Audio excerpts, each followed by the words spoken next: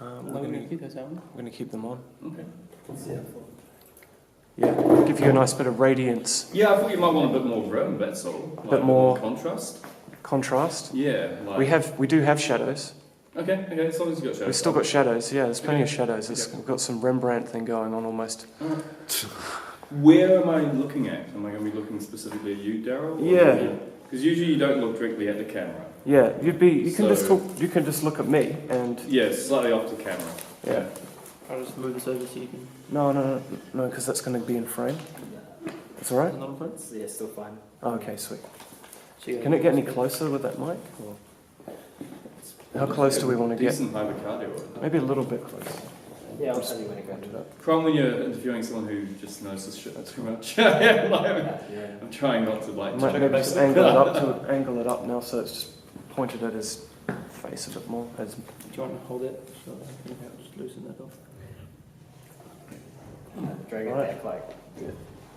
Am I going to sit like that? Are my legs in the shot if I do it like this? No. On both cameras? Your legs are not in shot on this camera. This camera is going to be like a master shot. Yeah, master. Shoulders up, and then maybe some close-up stuff. Yeah. That camera is going to be getting some side angles and then getting a bit of variation, like hand movement and stuff like that. Yeah. And some close-ups on the face, hopefully. And that light directly behind you is not making my eyes glow insanely bright red, are they? No, it's not. Okay, alright. No, they actually... No, it looks fine. You look like a human being. Yeah, I usually wear shades. I mean, this is actually bright for me, like literally. Is it too much? I'm struggling a little, but if everyone could be knocked down just a tad, Maybe we might be able to do something. I don't want to affect the overall lighting. And that's the diffusers. Maybe we just put it slightly off axis. Yeah, I was just put it on. It should probably be a not flat actually make spotlight setting. Oh, it does have a dimmer. Is it good? I mean, even if you had it slightly off to like that side or that side. That's quite cool. Look what's happening now. You've got like some sort of pattern on the side of his face. That's your hair. Yeah, that's Holy shit. Yeah. All right, let's just stick with that for now. That's cool. I That looks really cool. I can't see you though, so I'll just pretend that I'm talking to you. Yeah, just do what you normally do. Yeah, pretty much. Welcome to my life. So start recording on. Yeah. Okay, so camera rolling. Yeah. Sound rolling. And I'm looking at you, right, Darryl? Yeah. Okay.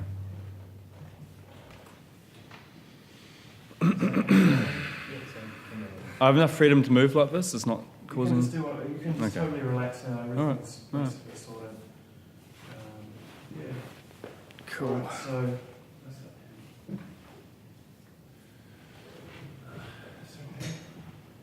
I just want to cross off the questions as I ask them. So Yeah, no, that's fine. Take your time. Just want to grab that. Would you leave it on the hair shadows are cool, but kind of from this angle, it kind of looks like it's just been maimed with a knife.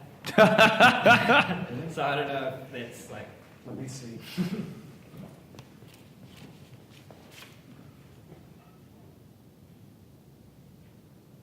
I like it. I think it's good. Yeah. Alright, that's good. Does it look punky? Yeah. Yeah. Cool. Mike Tyson. I hope I don't look too Yeah. Mike Tyson. Well, I mean, I can have my head down. It's just really stupid right now. It's good. I've been doing this recently. Overthink. It's a recent thing. It's a thing of my age. I'm starting to actually show my forehead for once in my life. Going from like punk to dignified. These questions are not as well organised as I'd like. Oh, So look, we didn't have a colour it's one. okay. If you just put gaps in between. I like colour coded them all. We printed them out, and then they're now and then any sort of order. If you just leave like a gap between each question, I can cut wherever. Sorry. If you leave like a gap between each question, Right. so I can cut. Yeah, I'm right with sporadic order. That's not. Okay, I'm just going to start with some light lights. Okay. So, how are you feeling about the trip to Egypt? And what do you know about Egypt? Yeah. I know very little about Egypt. It's kind of alarming when you go look at the New Zealand's like safety website because they're kind of like throwing it out as if it's, I'm going to get kidnapped or something. So I've been wondering if I should get my hair cut or like grow a beard so I fit in a bit more. But no, look, Egypt it's been for a bit recently, and so I think it's good that we're doing what we're doing. Capturing the sites while before they become the next Iraq or something like that, which would be pretty horrible. It's I feel good about it. I mean, we're gonna be good. It's gonna be a good team. It's a good team. So yeah. What's it been like getting everything ready? I mean, do you feel prepared? No, not at all. I'm extremely nervous. I mean, when you're doing work for the likes of Curiosity Stream, Discovery, these people. I mean, the big players, and it's a little surreal. I'm still a little. I joked years ago about how we would go scan the pyramids in Egypt when I first got into this, and ends up being literally our first decent international gig. So incredibly unprepared, freaking out, hate traveling, hate flying, going solo, which is a little nerve-wrenching, running around the airports, trying to read shit that I can't read, carrying like 25K worth of like Pelican gear stuff and cameras and whatnot, and taking free flights from here to there.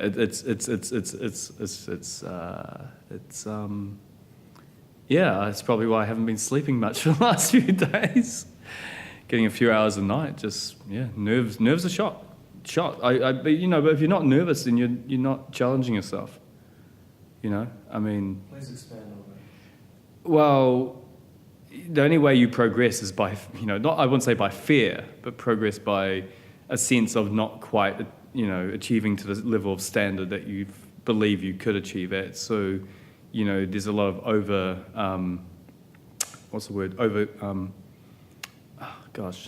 tired. You over, Tell us about confidence. Yeah, it's not overconfidence. Like you help me out with words here. You're good at this. Thank you. You overcompensate. Yeah, but it's a good thing. So what are the hours like? How do you keep yourself motivated, and what are the hours like? For the business in general? It's insane. I wouldn't recommend it to anyone with a weak heart or a weak stamina. Exhaustion is very much of entrepreneurship and jumping into these avenues and juggling 5,000 different tasks at once, and not sleeping much. I mean, you're doing about 16 hours a day on average. You live it, you dream it, you fall asleep thinking about it, you wake up, I woke up at 3 this morning. Oh, I actually went to bed at 3 this morning, woke up at 4, got back up, started playing around with shaders and chandeliers and a VR experience we're working on, and couldn't get back to sleep till about 7. And it seems to be a thing because some of your finest work seems to come out at these crazy hours in the morning when your brain is just racing. And it's a well-known trait that's the artistic side of it. And then you've got to balance that with business, which completely conflicts with art. And so you have to somehow try and compartmentalize your mind to do both.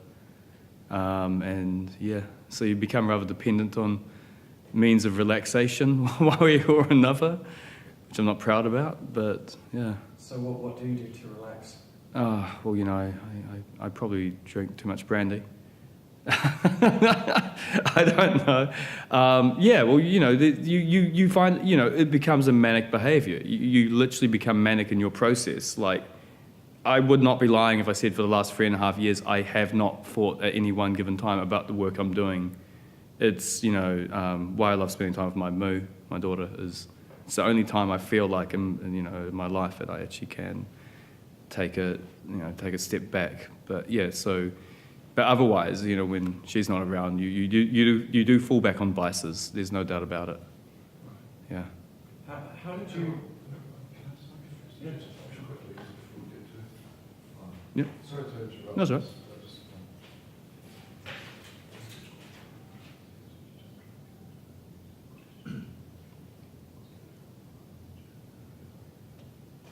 You okay? Hello. Hello.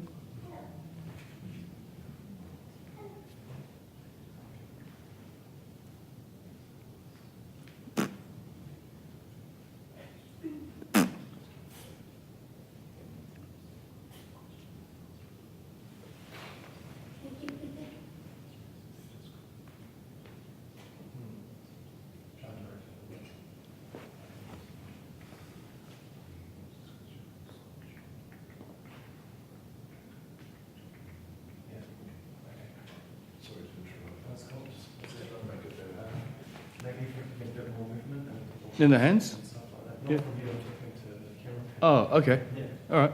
Like just like sweeping.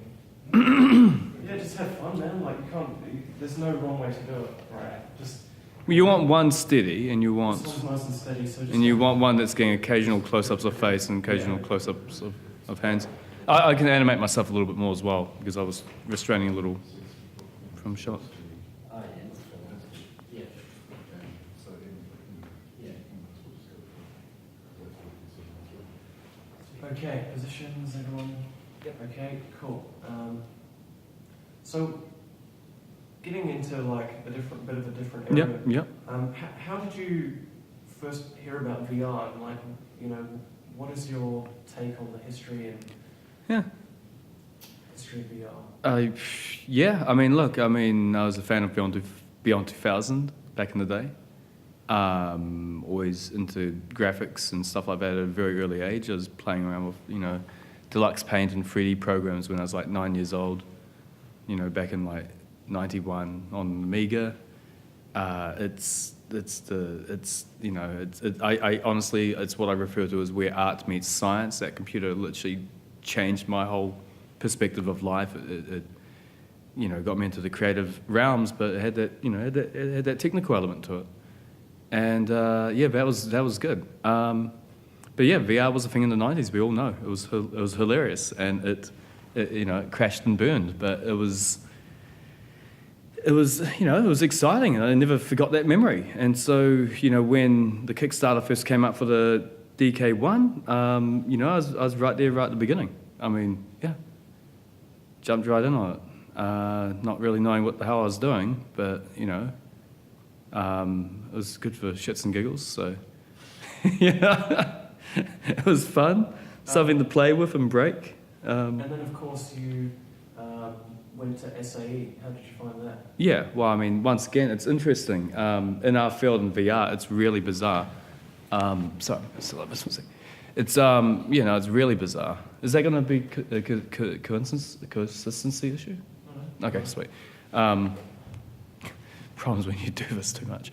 So with SAE, funnily enough, so many people in VR have shifted from the audio engineering area to this. So half the people we seem to bring in or attract have been ex-audio engineers or current audio engineers or musicians or, but the audio engineering thing is a really interesting part where a lot of people have migrated from that to this, and it seems to all come down to signal processing. Working in nodes, working in a modular way of getting a desired outcome. And that's very much carried over to, digital signal processing of what the work we do. There's just so many parallels, and it almost becomes we joke at the studio that it's basically a prerequisite that you had to have been an ex-audio engineer to actually get the job or get involved. Is it true that you wanted to start a radio station at one point? Oh yeah, that was fun. Have you got any plans to do that in VR or? I don't know. The only reason I'm, not the only reason, but one of the reasons I'm doing this is it's serial philanthropist. Like you want to do this so you have money to do other things. I'd love to reignite my original Hush FM concept that I did as my dissertation at SAE. That would be amazing. I still think it's extremely valid even 6-7 years later, and no one's really actually pulled it off yet, which is hilarious. Is there like a certain person that you could point to that inspires you, or like from the counterculture movement, like Andy Warhol or something like that? Yeah, I get that a lot. Elon Musk is a huge fan. I'm a huge fan of his work. Like, he's probably one of my biggest role models, to be honest. Like, by far. I've been following his work since 2006. Told the parents to invest when it was about $12 a share. It feels like I kind of bit the Bitcoin bullet there. Now, because now we're sitting at 300 or something. Oh my God, sorry. Fuck. Would that be LA? Yeah, that would be LA. Just let me quickly shut this down, guys. Sorry about this. What's happening with Tell us about your time in LA, actually, while we're on the subject. Yeah, LA. My God, I felt like not an alien. Los Angeles is strangely incredible. As an infrastructure, it's fucking horrible. As a means of getting around, it's horrendous. As a culture, it's remarkably refreshing. Going to LA for me after spending the vast majority of my lifetime in New Zealand was like returning home to the mothership. It's the only way I can describe it. I just felt so at place. There was, no one has jobs. You don't know what everyone's doing at any given moment, but they all seem to be engaging and just basically putting forward ideas. I mean, I honestly see LA as being the next Silicon Valley. Because especially for VR, because we're mixing technology with film. That's literally what we're doing. This is VR cinematography. It's actually a bit of a rebirth for LA. It's a reigniting what LA used to be in the what Hollywood used to be in the 1920s. I mean, the parallels are so crazy from, a century ago. I'd say LA with VR and cinematography is basically seeing what we're seeing in the early 1920s with traditional film. And that's really there's a lot of parallels going on. So did you go and check out some other studios while you were there? Yeah, I had a great time. Look, I mean, with LA, it was crazy. Went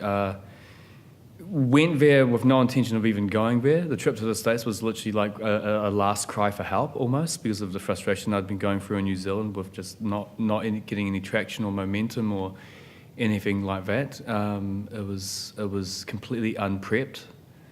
Had wonderful 3 months. Went to every single studio you could imagine. We were in the running to work with Lady Gaga and other such celebrities. We were a little late to the table on that, just because our technology hadn't matured enough because of lack of resource, obviously. But yeah, got to work. Got chatting with Digital Domain, Sony Pictures. Oh gosh, I could go on and on. I can't even think of the names of. The Mill. They are wonderful people. They do some amazing stuff. You just mentioned about funding and stuff like that. So what's it been like dealing with angel investors and the New Zealand industry getting off the ground? Yeah, or you can't. Look, I mean, we would be dead in the water if it wasn't for the United States or international parties right now. It's that simple. We haven't been able to get a break in New Zealand. We haven't received a single bleep on the radar in regards to government assistance. If anything, New Zealand and the way it treats small business and entrepreneurship, with things like PAYE and a high GST rate and all that. I mean, I never thought you'd hear this from me, but the taxes are too high, or they're not putting in the incentives where they need to be. And what I mean by that is, if you're a startup, you should be. It should be far more easy to access R&D tax credits and things like that. Right now we have Callaghan, which is just a fucking shit face storm. It's a disaster. You need to hire someone full-time just to go through the process of literally getting the money from Callaghan.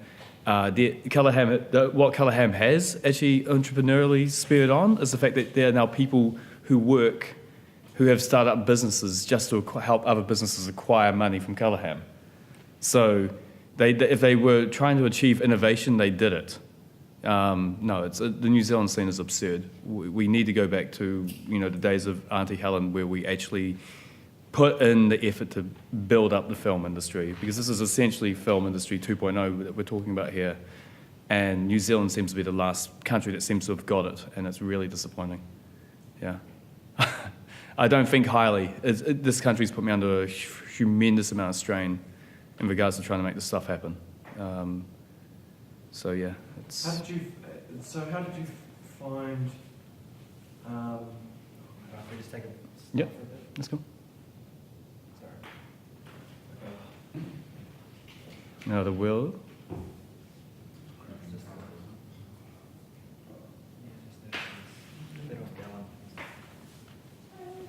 You remember? Hello. Hi. Hi.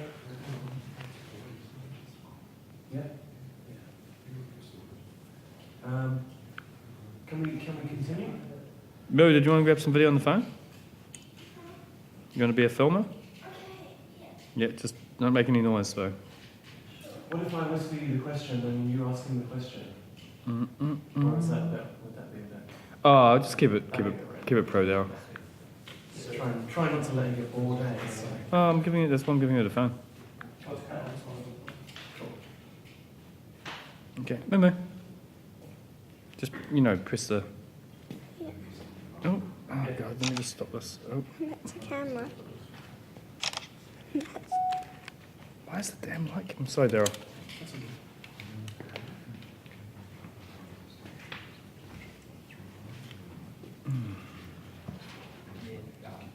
She's coming back.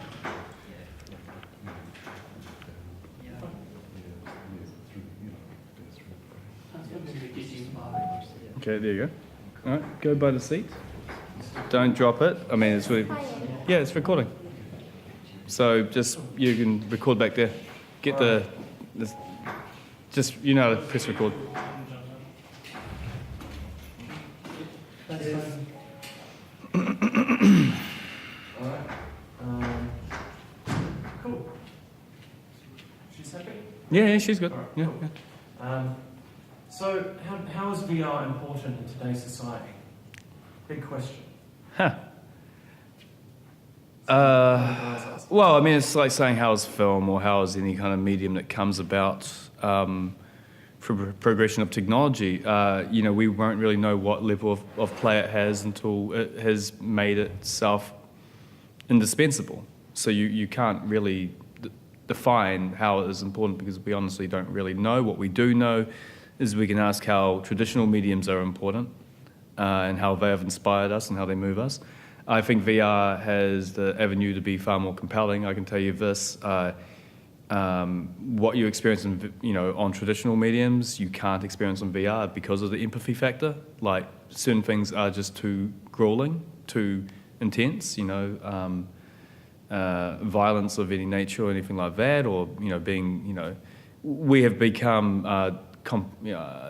dispositioned, or sorry, what's the word? We've become detached from a lot of traditional mediums we see in regards to, let it be war-torn areas and all that. Like, if I was to throw you in VR into the streets of Aleppo, trust me, people would stop going to war. It's that simple. So it's a very powerful empathy tool. Is that one of the jobs that were on the table? Oh yeah. So look, I mean, half the reason I got into this was to convey message and meaning to the whole idea that when you lose something, you've lost it. So the whole digital cultural preservation, encapsulating spaces before they're gone due to circumstance of environmental or war-torn type principles. I mean, I had friends in the 3D scanning user group who were running around Syria scanning, 7 wonders of the world before bloody people were blowing the shit up. So, that's extremely important, this preservation angle. But it's also very important to show the cost of humanity in itself. And I don't like using the term empathy because everyone's jumping on it like a fucking rash right now in regards to VR, which is kind of silly. A lot of people are piggybacking on it and not doing a very damn good job of it. But the truth is, it is a fantastic empathy tool. It can convey messages far more stronger because essentially when you're in VR experiencing these experiences, if they're compiled in such a way, they are far more realistic, or if they are realistic, your brain remembers them like a memory rather than something you're watching where you're compartmentalizing yourself. You're actually remembering it as a memory every time you think about it because you're seeing it from the first person. And so, you've got to be very careful what you do and what you do not do. So hence why I'm currently just keeping to more safe stuff, I guess. But no. I mean, I reached out to the guys at Aleppo Media Center and other avenues to literally do this for that exact purpose. I wanted to, see how much we could push the envelope on that, and I still do. Who's working with you at the moment? It's kind of hard to explain.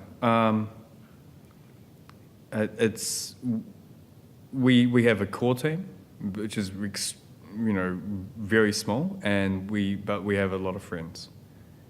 And so I have friends in LA, I have friends in Australia, I have friends in Europe, and we all exchange on ideas and information. And if there's something that we don't particularly specialize in, we can essentially outsource that to someone else. But in regards to core functionality, it is tight. it's a handful. And it's been rough. I mean, from the core team aspects, it's been come and go.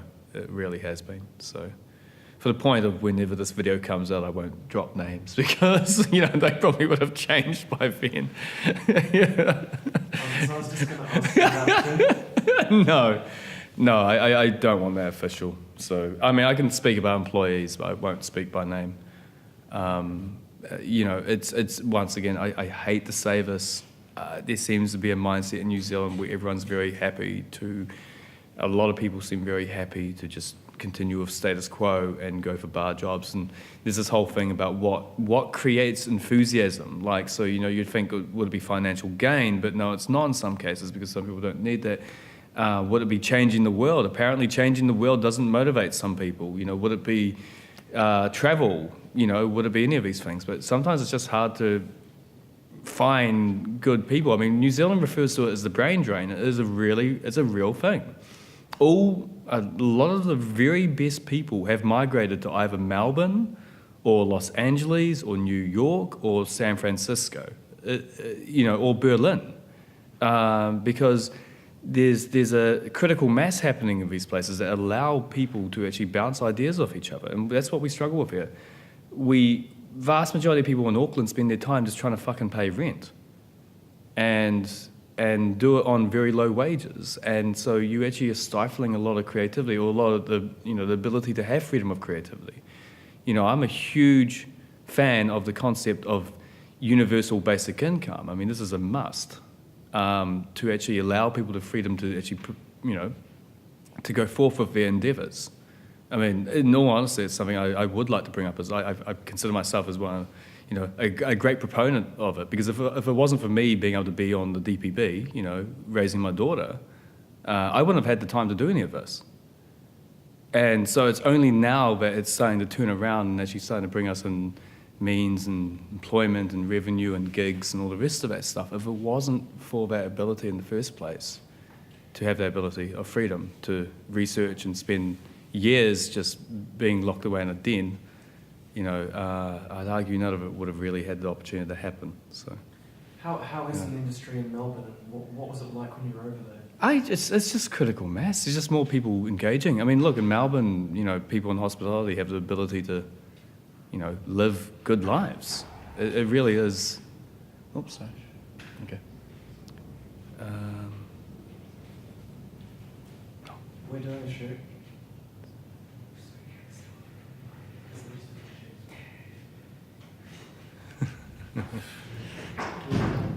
What was that? It is on. Yeah, Melbourne.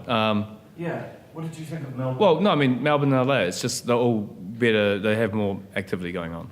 They have more culture. People have a bit more freedom to actually pursue what they want, and there's more money floating around. Now, like, there's this argument that there is money floating around in New Zealand, but, you're in LA, you sign napkins at bars and make things happen. It's that simple. People like each other, they make business happen. It's remarkable. You have had some angel investment, haven't you?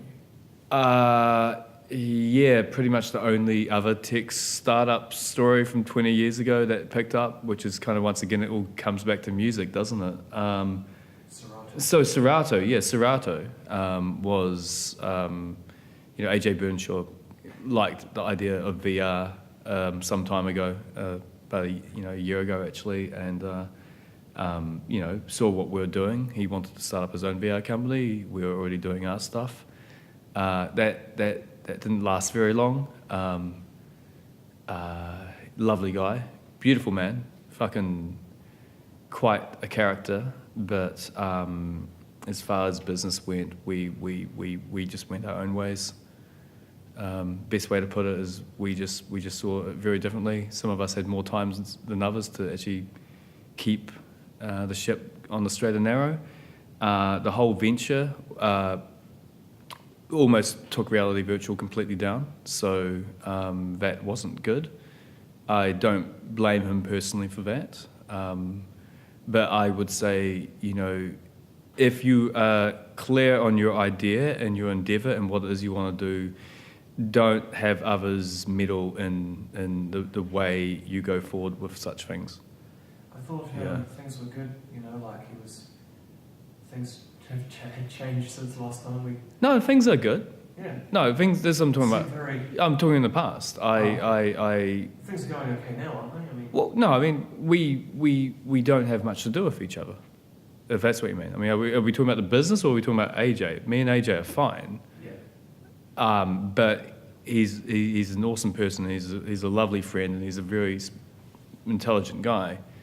But he was distracted, and was not someone that you'd have as an equal partner on, because he wasn't around to actually function the business effectively. And the whole thing put us in one hell of a position in regards to actually having a clear path of what we're doing. And, I actually let go of a few of my staff as a result back in the day. So, we only reformed completely back in March.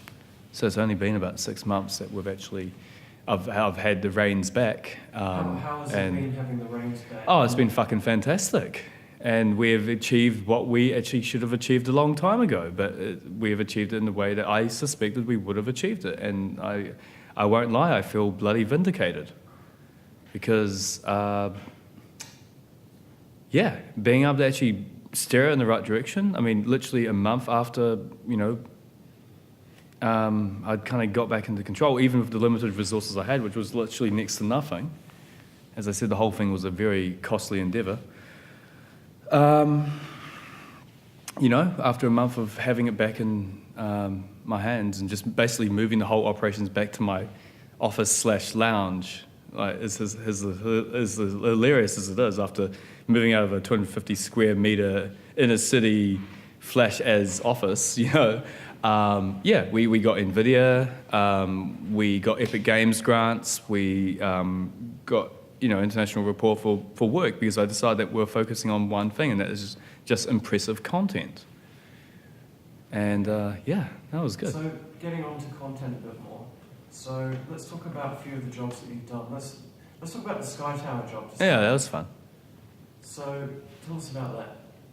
Well, it involved us, the Sky Tower experience was an experience where you're basically standing not on top of the viewing platform of the Sky Tower, but literally the top of the needle of the Sky Tower. So that actually involved us actually having to climb up the damn thing.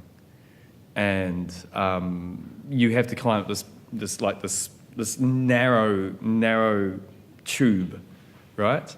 And there's wires left and right of you, because the Sky Tower is used for all the communications in Auckland CBD. So you can't cut any of these wires, you can't bump on them, or you'll evaporate into a fine powder, because they are carrying like thousands and thousands and thousands of volts.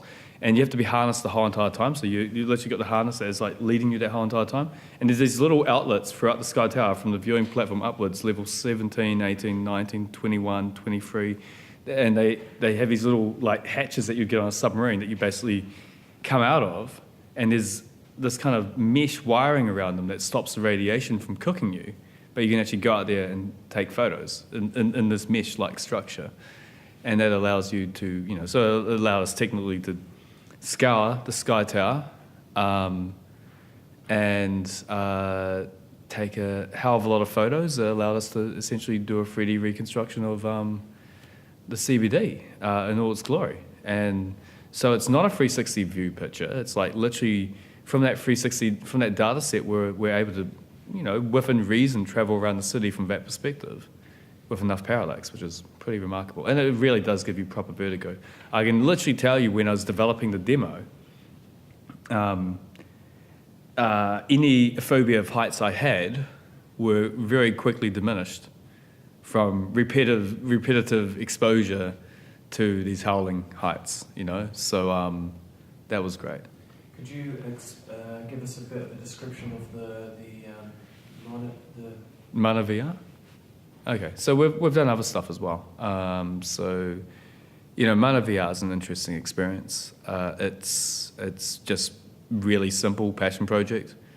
I just wanted, I was with my UAV operator at the time, Taryn, and I just wanted to find us a beach, like little concave beach with waves and rocky elements and, you know, just something moody and melancholy. And we found this place. Funnily enough, when doing the data set, though, I mean, you get a lot of injuries doing these events. It's, you know, like slipping on rocks or, you know, it's quite adventurous in itself.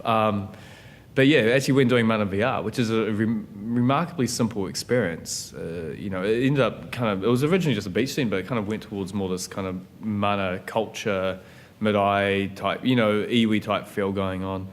And yeah, there's this beautiful woman kind of singing the kalinga, which is, you know, the Māori calling song, and has this amazing po standing out of the ocean, which we scanned separately from another location, which actually once again involved us being on a 30-meter high scissor lift in high winds. So we couldn't fly the drone because one, it was near the airport to scan the po, and we couldn't actually fly the drone because of the bad weather. So they thought it was a fantastic idea to put us on a 30-meter scissor lift in high winds, which wasn't fun. But yeah, so that was risky. But actually, when doing Mana, that was also risky. I slipped on rocks and I actually hairline fractured / pulled ligament in my finger. A year later, my finger's still completely fucking munted. But after slipping and doing this to my finger and almost smashing $10,000 worth of camera equipment, which I've only mentioned in public for now, for the first time, because... Exclusive. Yeah, exclusive. I almost broke 10 grand worth of equipment off the bat. Like, we'd just bought the fucking camera. I had to then take, 2,500 shots with basically a broken finger while the tide was coming in. And if we didn't get the shots in that 45-minute period, we would have been trapped in this little concave and we would have drowned. So it was like, you know, all this to do with us. And no one was paying us for any of these gigs. This was just like me wanting to find a cool experience so people could experience it, you know. How did you achieve such high detail with all the sand? And tell us about the textures. Yeah, so, you know, what we've kind of got a proprietary baking method that allows us to extrapolate far more data than most other people, and actually allows us to actually then show it off than for most other people in what we refer to as a single pass take. So the idea is we can go to a location, spend like an hour or two at most, and just take broad amounts of photographs and then convert it. That's the way we convert it compared to other people. We retain all the detail while other people make it into cheesy little game assets. We're, you know, extrapolating roughness, specular, albedo, normal maps of high detail. You know, really, we're delighting it so we can kind of re-add in, you know, clouds and sunshine and all this kind of stuff and water effects. And it's all about retaining as much detail as possible. And the truth is, you know, this was just trial and error from vast amounts of experimentation on my behalf. You know, the beautiful thing was I never knew how not to do this because I did not come from a VFX or CG background. And I was just, when I jumped into it, I was like, I want to do environments because that's why I'm doing this anyway. I didn't know what rules I was breaking. And so, you know, I was just constantly trying to find a resolve, and you know, I wouldn't even say we're 100% there yet, but we keep on pushing the envelope. I mean, we keep on improving the pipeline. We keep on making whatever pipeline we did completely obsolete. You know, data sets that I was working with 6 months, 12 months ago, like Mana VR, now we could recompile them and have about 5 times more detail. Let's talk about the Sir James Wallace job. Yeah, Because that's the one that you're working on at the moment, isn't it?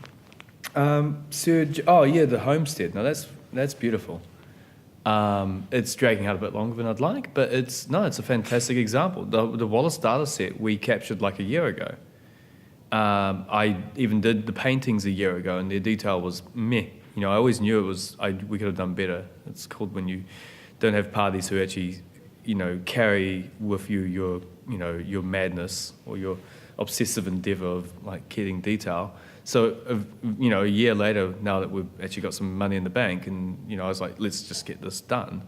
And the Wallace homestead, it's going to be the most detailed by a magnitude in VR experiences, you know, out there, full stop. Like, we're talking about 10 billion points of different color information running in real time on a, you know, standard high-end gaming rig. The detail is down to the grain. The paintings are down to the fiber. You can read the text off the walls. And this was from a data set that we only spent 2 hours capturing a year ago when we were still learning what we're doing. But we're still able to, get it to this, which is remarkable. It was like literally our first and our last project. So it's going to be our first proper STEAM project that we're giving out to the public. Let's talk about the just the detail and texture of the paintings. Yeah. So, what's going on there? We've got a number of techniques of extrapolating amazing detail. We're venturing into some deep learning stuff very soon, so we've played around for a little bit. But what it really boils down to is just brute force. It's just, you get the photographs, you extract, you get them as clean as possible, you get them as perfect as possible. We're then able to do super sampling techniques on those photographs because we have multiple photographs. And then we're able to approach that super sampling into the generation of point cloud. And so we're just able to get more detail because of our number of different techniques throughout from start to end than anyone else. Just talk about the lumps on. Yeah, no, it's like being on Mars. I mean, you can literally teleport yourself into this painting, and the detail is so great. And like, a 2 by 2 meter painting or 1 by 1 meter painting, a single painting will have like 1.5 billion points. And so you can zoom in so much that it's like you feel like you're on a planet. The little blobs of oil that are coming off the painting feel like mountains, and it's really remarkable in that way. It's something of the light. We got shimmer and roughness. So we're not just extrapolating the fundamentals of the we're not just like most people think, okay, it's a painting, it's flat, it's just a flat picture. And like some big museums, I'll name them, fuck it, Smithsonian have putting out a demo soon, and it's a turd. I got to see it firsthand before anyone even released it. So I've seen it before anyone else has seen it because I know the guy who did it. I met him in LA. He showed me it. I then showed him my work literally a few minutes later, and he literally almost started crying because he'd put in about 300K into 300K USD into this, and it was just horrendous. It was like something that me and Tim would piss out on a weekend. Sorry, but. So yeah, the point I'm trying to make is most people think a painting and they just think a picture, and they'll just go onto Google Images and download a high-res picture. Oh, there we go, that's art. It's capturing the meaning of art. No, it's not, unless you've literally got every single fiber and every single paint stroke in there. And as long as, if you're not actually extrapolating not just the color, but the materials that are used, so you need to know what's shiny and what's rough and what's matte and what's not. I mean, we've got so good at extrapolating the material properties of these paintings using our proprietary, polarization techniques and the rest of it, that we can take away the color of the painting, and you can actually see the fundamentals of the painting without the color, and you can see details in that painting that you can't see with the naked eye. So we're actually extrapolating information higher than what we can perceive in reality. So that's pretty exciting. So is that what got Vive interested in what you're doing? Oh, look, there's a number of reasons why Vive should be interested in us. I mean, we haven't even talked about the volumetric video stuff that we've been toying around with, Let's talk about that. Yeah, well, that's pretty funny, right? So, 8i put in 50, 60 million, and they got a product that they can't even really put to market. And, literally, we just hacked a few connects and found out that we could volumetrically stream video content at, 1/15th to 1/20th the bandwidth and dynamically relight it. And do it with a setup that costs no more than a few grand. So yeah, volumetric is exciting. I mean, it's not really my thing. It's not really the thing that keeps me awake at night. It was merely a situation that we needed something. So we have these amazing environments that are extremely detailed, but if we don't have people in them or we don't have performances in them, then we don't have the making for VR cinematography. And the current techniques that are out there are just horrendously slow, horrendously data heavy, not distributable, not lightweight, and so yeah, it was clear for us that we needed to find a solution.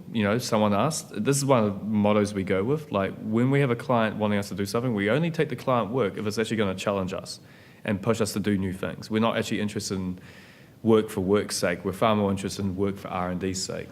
Let's talk about Ferrari and M2. Oh yeah, there's not much to say there.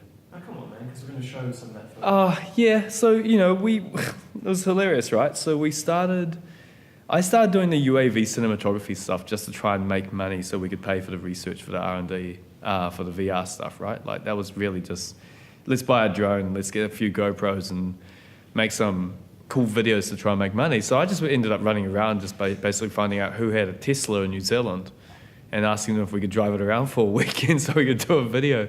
And before you know it, you've got like BMW throwing me the keys to the car, not even realizing I can't even fucking see, which I thought was hilarious. Like, I just remember this one time we're like filming this podcast of us walking to the BMW office and they chucked me the keys. I'm like, cool, thank you, you know. But yeah, no, the car stuff was fun. It was really just a way to try and bring in money. And you know, the thing is, it ended up costing us more than anything. It was extremely expensive. We crashed like 5-6 drones. We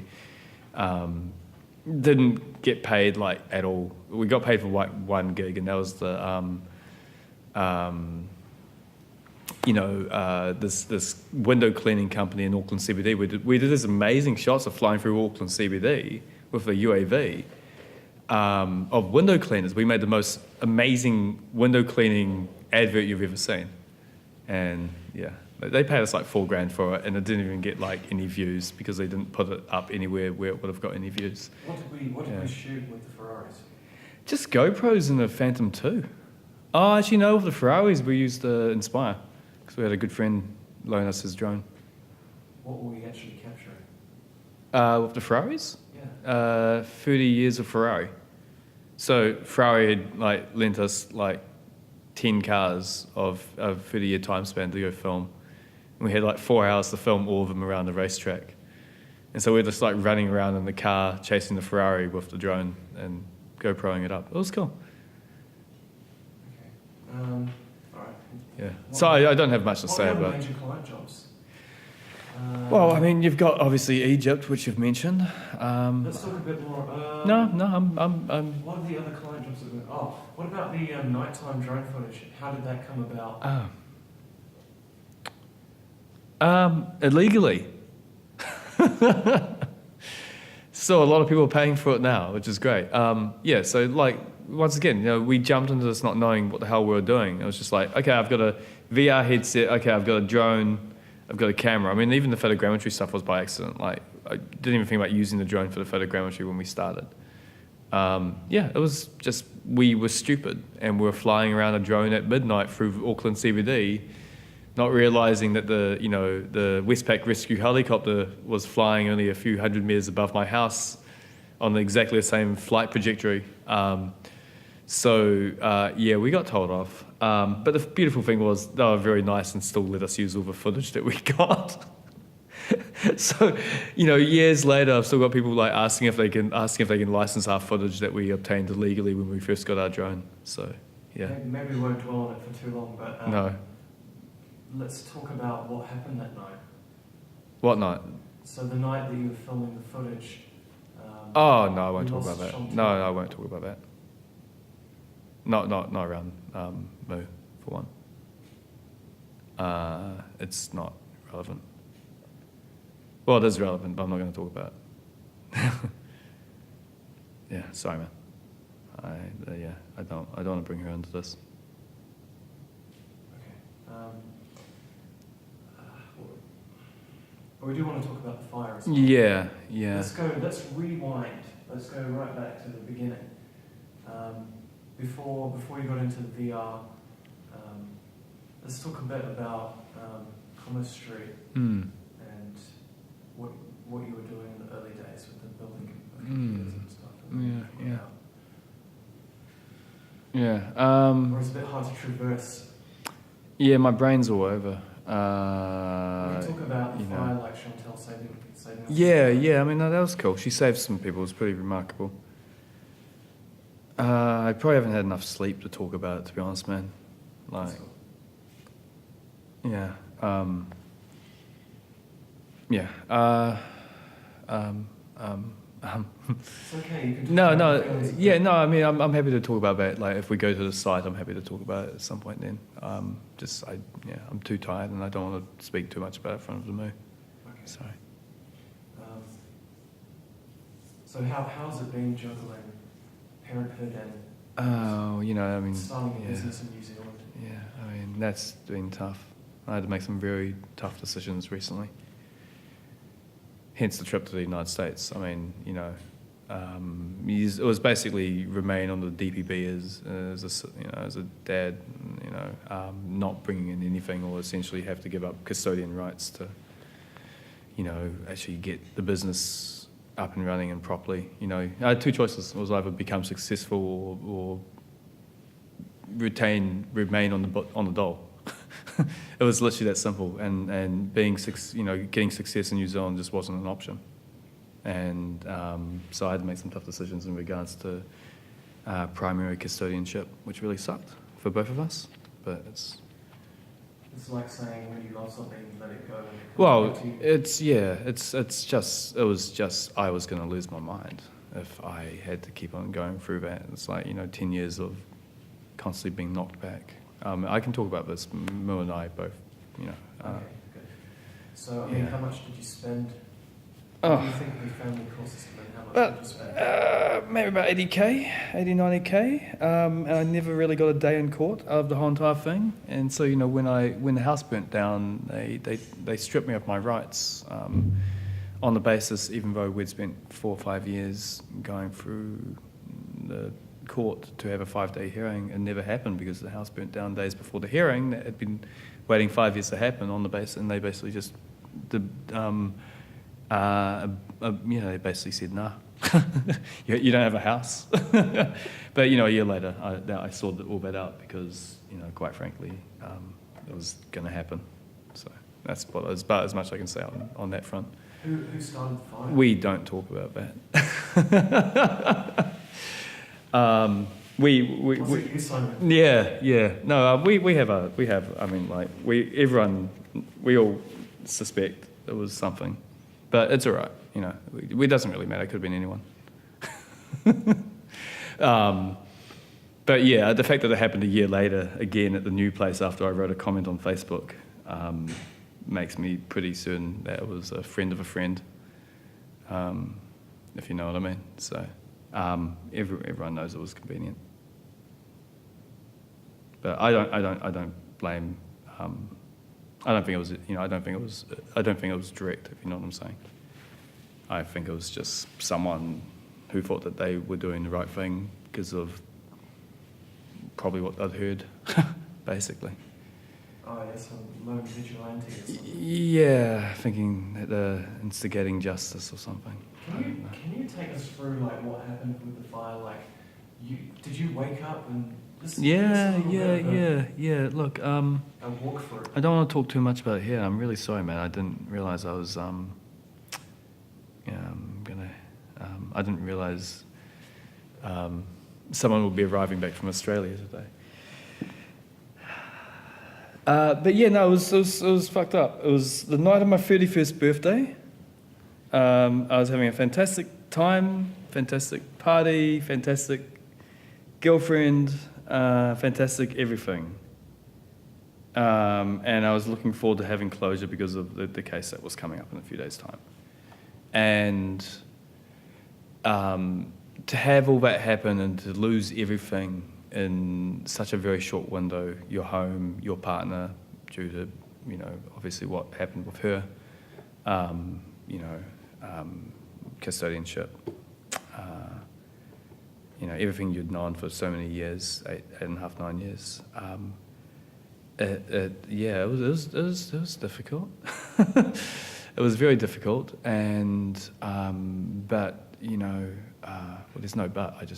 I literally suffered from post-traumatic stress disorder as a result of it, and I needed to find a way to get myself out of that, and I would argue that I still haven't quite, to be honest, but nothing like a manic obsessive behaviour to distract you from the other stuff. And so that's where it all came into account. It was literally the idea of, recreating the original space for me and Anika that basically sped on the idea of,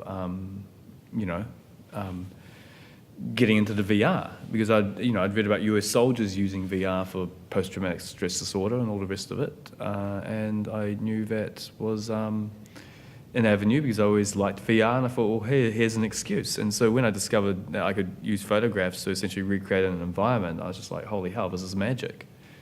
And that's what started it. It was literally wanting to recreate our space so we could literally go home. So I could literally reintroduce positive reinforced memories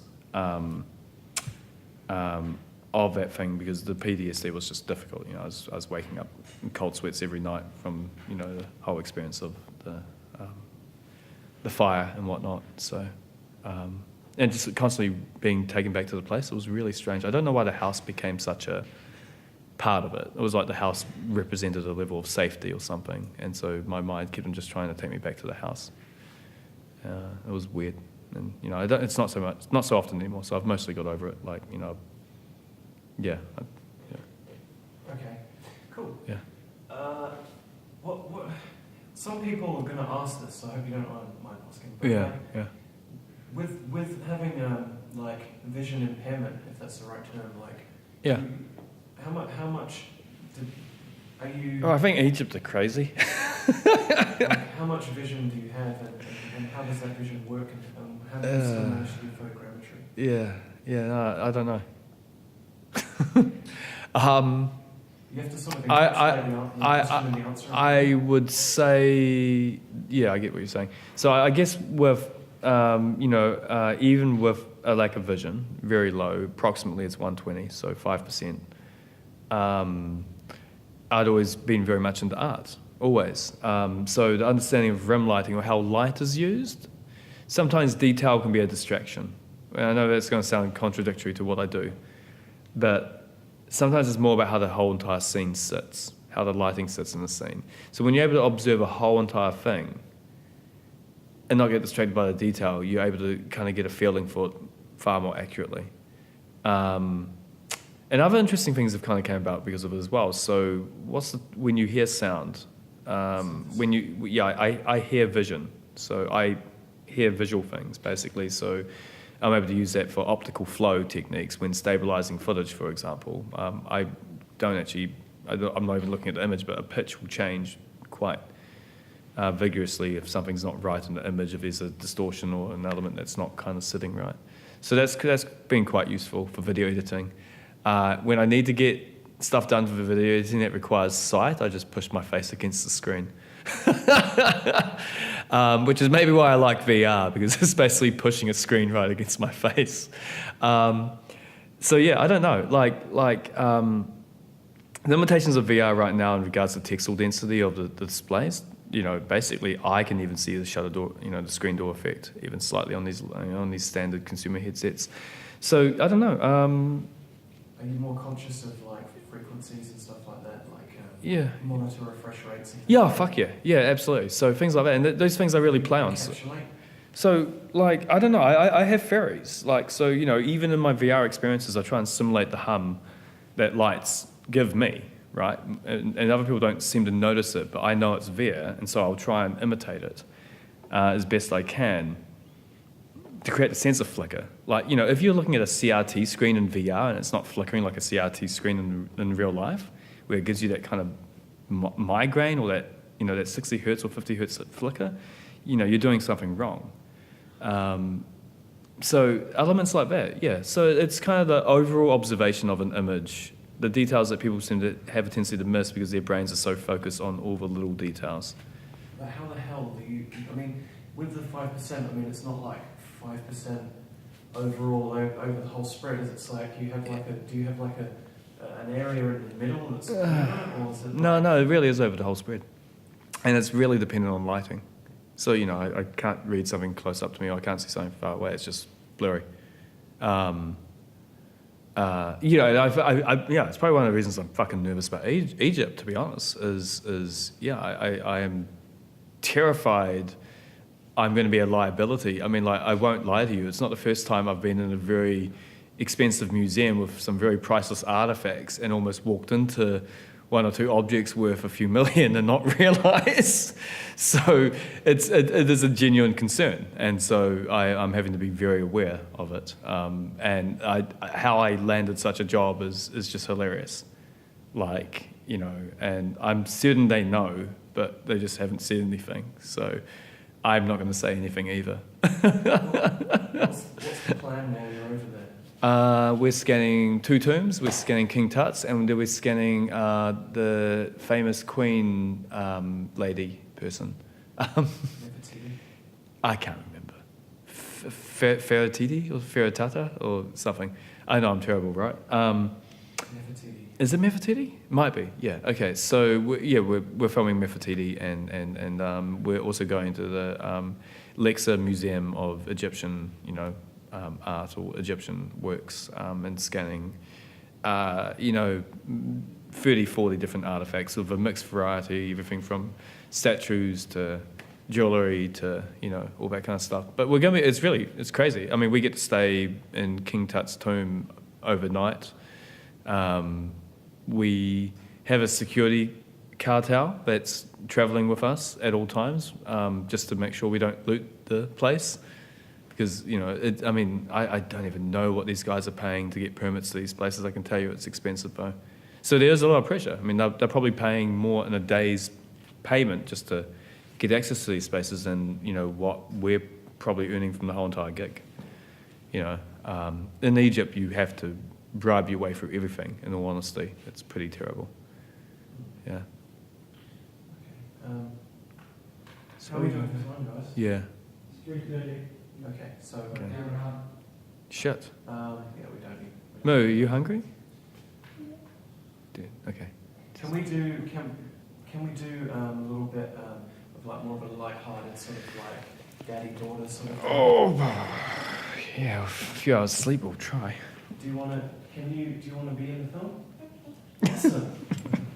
All right. That's cool. We're so glad that you came. Is that just, Change spices up a So little. do you want to, you can either go stand behind your dad, or you can sit on your dad's knee, or you can have your own chair next to him.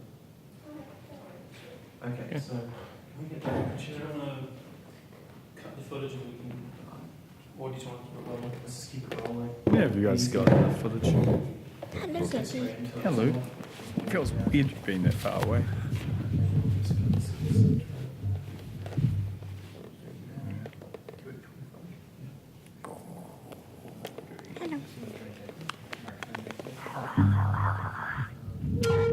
Ow! Sorry. Just bit your hair off. Just right in the middle here would be fine. Yeah, more like that. That's probably more spot on. I mean, you probably don't want to change it too much because you'll hear a difference in sound, but yeah. Can you just do a test on it? Yeah, hello, how's it going? Okay, cool. It's pretty good sound in here, by the way. Yeah. Like, acoustically, it's actually. People do it upstairs and they're drunk. Oh, yeah.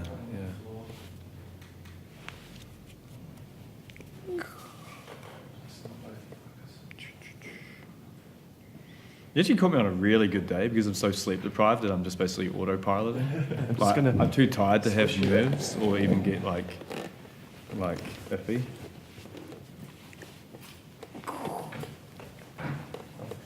Alright, cool. Okay, so could you just introduce who have we got here? Oh wait.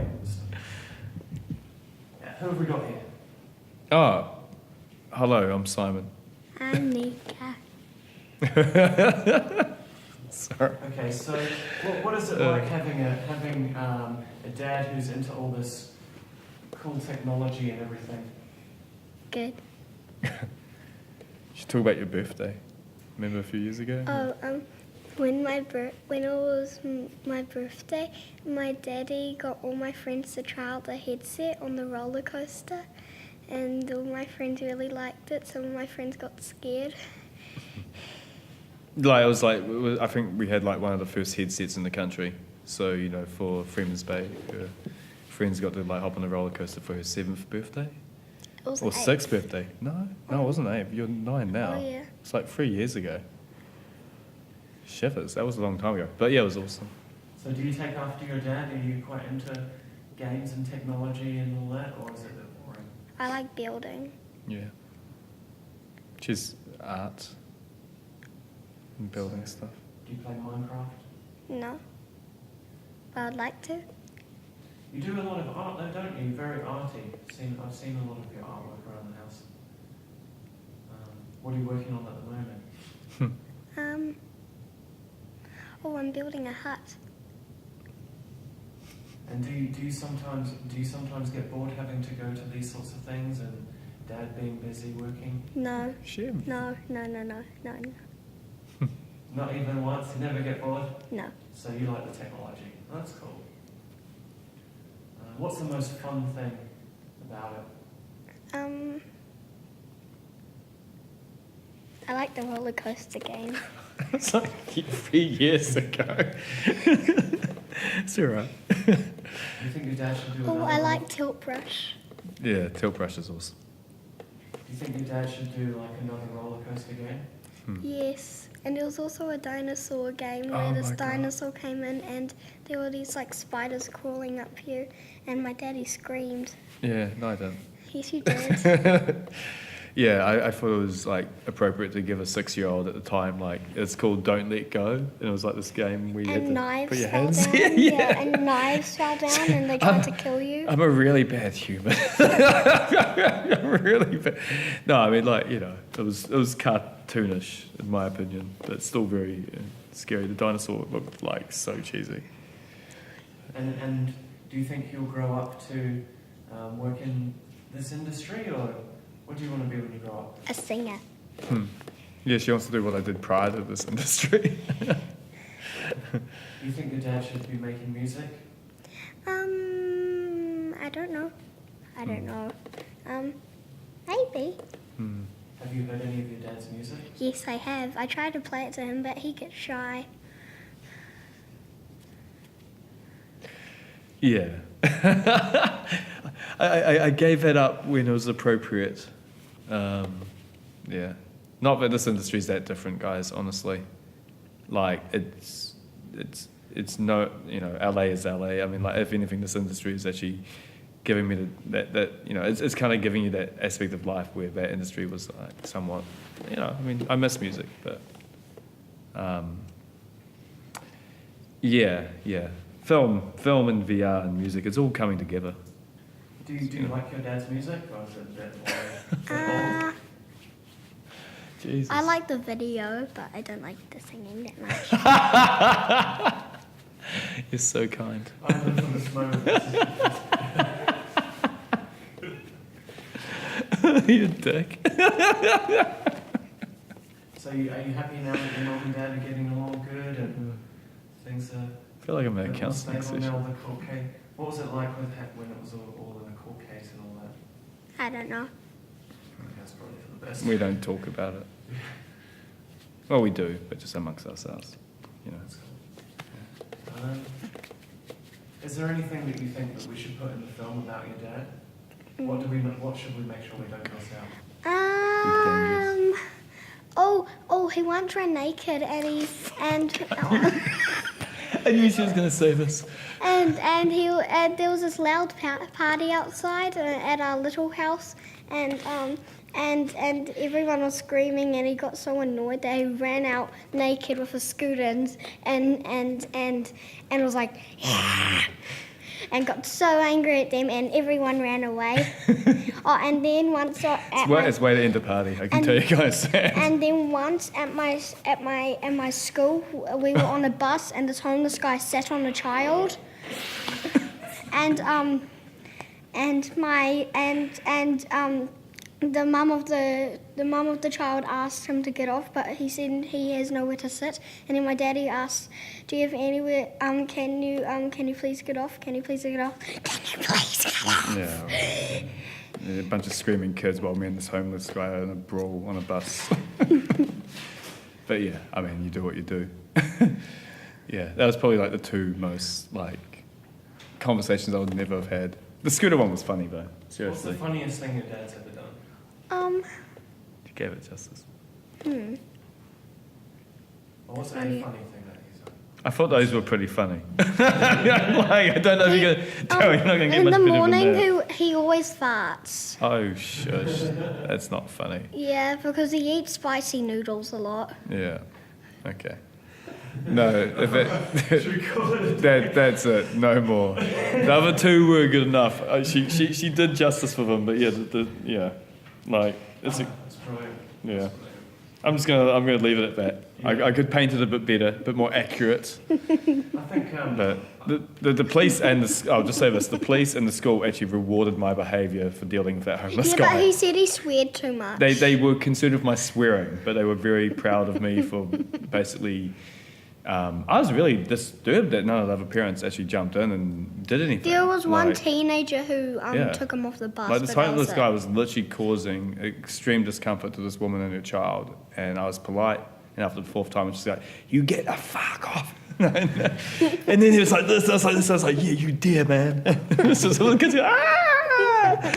And it was fucking funny. I mean, like, I don't know, man. I sometimes just do it for shock and awe. Like, definitely the guy at the party. I literally found the first biggest guy there and just grabbed him by his collar, butt naked, one hand there, scooter on the other hand, shut this fucking party up, and that was that. You know, it was just sometimes. Yeah, I mean, fuck, my house had just burnt down, guys. Come on, I was stressed out. All right. Cool. Yeah. Cool. Is there a good one with that? I think so. I'm just having a look now. I think we've covered a lot, actually. Funny.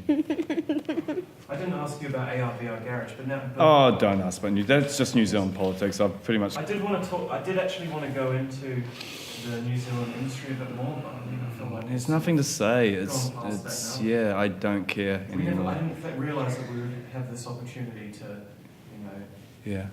have Anika here as well. Yeah. Well, sorry. I would have been more open I about. thought we were- I would have been a it's- little bit more open about the other it's stuff if the actually Moo good hadn't been because here. So Today I was focusing Yeah. on the three main sort of aspects that I wanted to sort of cover, which is Yum. like Brains. sorry. your relationship with the industry, Yeah. and then you how you deal with yourself. I mean, that's one thing. We could talk about that real quick, and then we'll wrap it up. Yeah, I mean, I don't really want to get into the fact that I've basically become alcohol dependent as a result of the stress of the work. Can you not leave me? No, sorry. Yeah.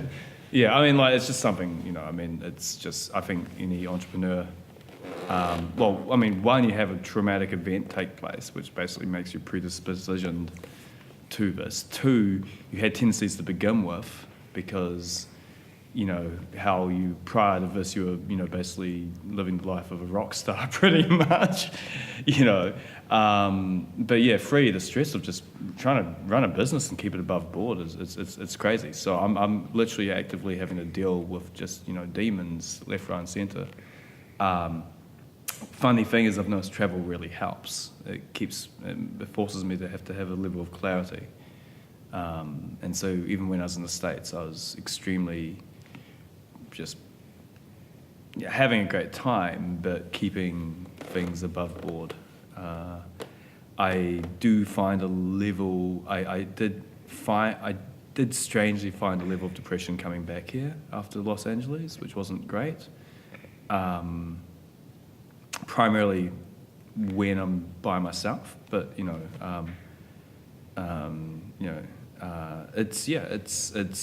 need to keep kind of moving or evolving. If I stop evolving, then it's kind of, it all catches up to you, basically, It gives you a lot of drive, though. I mean, it's nervous acts, basically. It's this fundamental constant need to try and do one better, and that's it can be taxing because you don't know how to relax. Like, it's that simple. But What's going to be going through your mind on the way to the airport? I hope the plane doesn't fucking crash. No, I have a major phobia of flying. I think I've mentioned this a few times. I have a literal major phobia of flying.